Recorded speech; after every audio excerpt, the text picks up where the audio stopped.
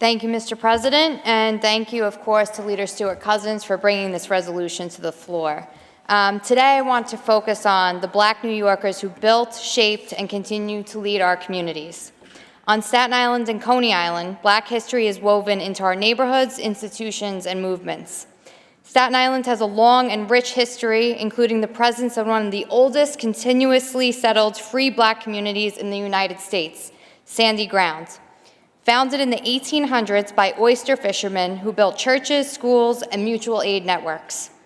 These were the first free African Americans to purchase land on Staten Island, and here on the island, Black history is not only preserved, it's passed down.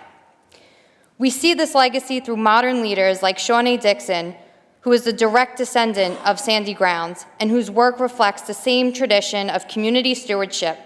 Shawnee opened a hugely popular restaurant on Staten Island. It has some of the best soul food you would ever taste. It actually is on the top 100 restaurants in the New York Times.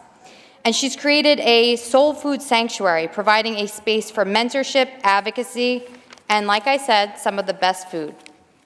On Coney Island, local historians preserve Black history not just through dates and buildings, but through the voices of people who lived it.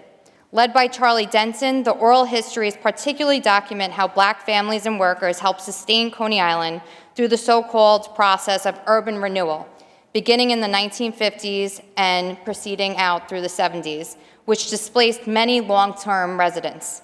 In response, Black community leaders emerged as tenant organizers, youth advocates, and labor leaders, fighting to protect housing, services, and dignity.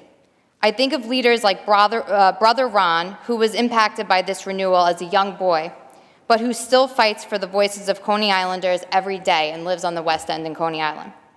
Black History Month reminds us that Black history is not just something we remember, but something we live, rooted in the lives of each and every one of our constituents. I thank Leader Stewart-Cousins, a history maker herself, for bringing this resolution forward, and I proudly vote aye, and I wish my constituents a very happy Black History Month. Thank you.